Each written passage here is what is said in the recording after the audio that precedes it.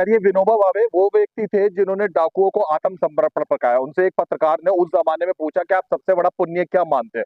उन्होंने कहा क्या मानते हैं? मतलब अंधों की सेवा करना, औरतों की सेवा करना, बच्चों की सेवा करना या और की तरह। उन्होंने कहा सबसे बड़ा परोपकार है ये जिंदा लोग है, मुर्दों की सेवा करना। लोग चले जाते हैं, इंसानों की सेवा होती है, लेकिन जो लावारिस लोग होते हैं जिनको कोई पूछने वाला, ये है वो शख्स जो जिंदा इंसानों के बाद जो चले जाने के बाद जो लावारिस व्यक्ति लाशें होती है उनकी देखभाल करने वाले।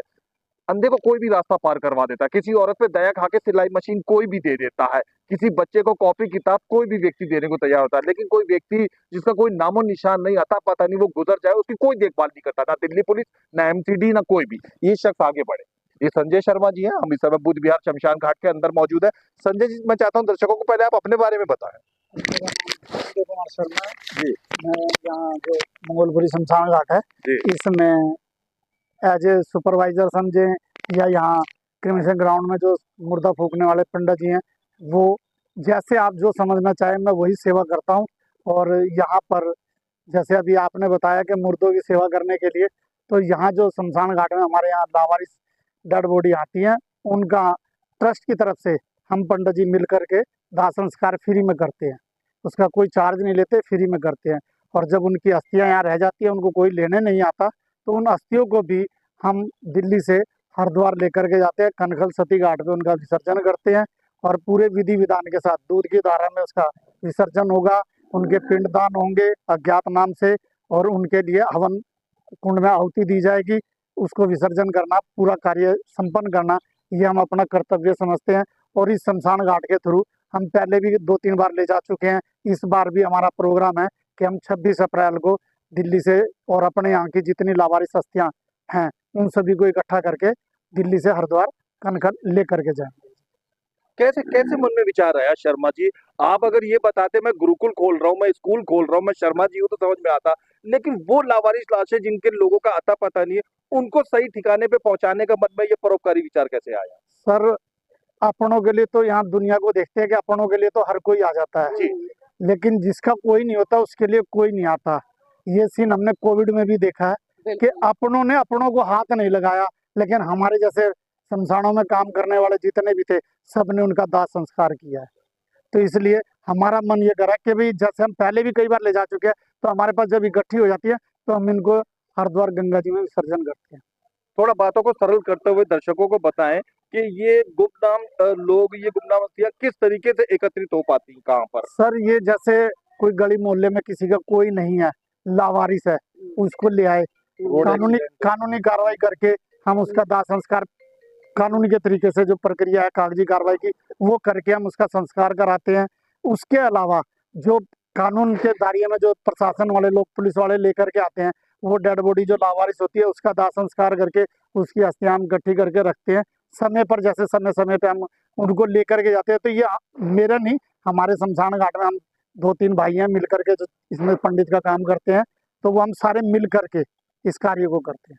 मतलब ये ना माना जाए कि ये काम सिर्फ और सिर्फ हीरो संजय शर्मा कर रहा है, ये टीम वर्क है। टीम है जी, अकेला तो आदमी कभी कुछ कर ही नहीं सकता। मेरे साथ में हमारे यहाँ के जो सब यहाँ आसपास के क्षेत्र में सब जानते हैं, कालू पंडित जी हैं जो मेरा भाई है, मेरे से छोटा है, वो भी हमारे साथ इस कार्य में है।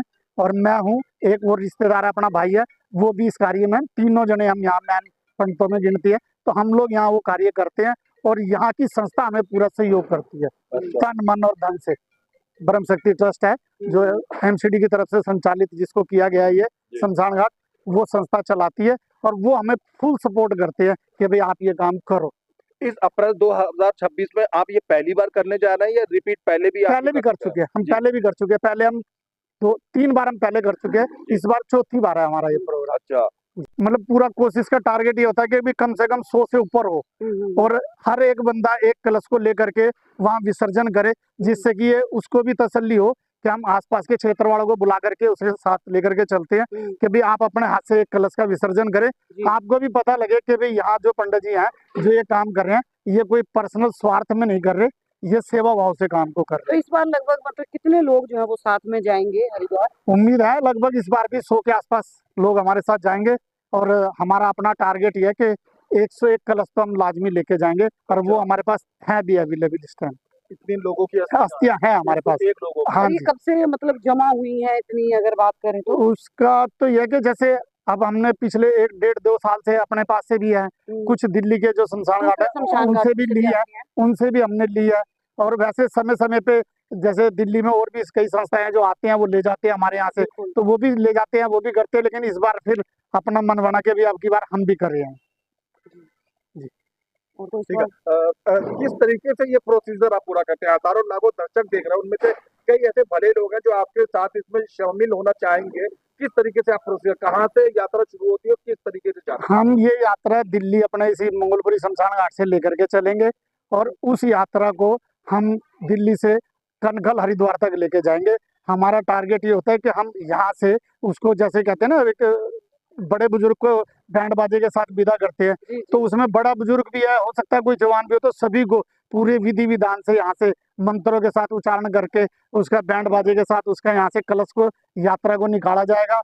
और वही यात्रा हमारी दिल्ली से होकर के हरिद्वार जाएगी कनखल में, और वहाँ उनका विसर्जन किया जाएगा। काम आप बहुत बढ़िया कर रहे हो, भव्यता से करने वाले हैं। तो क्या मन में आपका मिशन इरादा है कि किन किन लोगों को आप इनवाइट करना चाहेंगे 26 अप्रैल वाले इस प्रोग्राम सर, में? हमने राजनीतिक, गैर यहाँ पे भी राजनीतिक बोर्ड लगा रखे हैं और आसपास में सभी जगह इतला कर दी गई है कि भाई जो भी कोई इस नेक कार्य के लिए हमारे साथ चलना चाहे जी। वो हमारे साथ जा कोई भी सकता है। आम आदमी, कोई भी समाज सेवी को- साथ में हो सकता कोई है। भी हो सकता है, वो ना किसी जात का ना किसी पार्टी का, बहुत बढ़िया। सबके लिए खुली छूट करी है कि आप हमारे साथ चलें। यहाँ से बस की व्यवस्था की हुई है, अस्थियां जो है कलश वो हम गाड़ियों में लेकर के जाएंगे और अपने साथ सारी टीम को लेकर के चलेंगे, हरिद्वार तक लेके जाएंगे।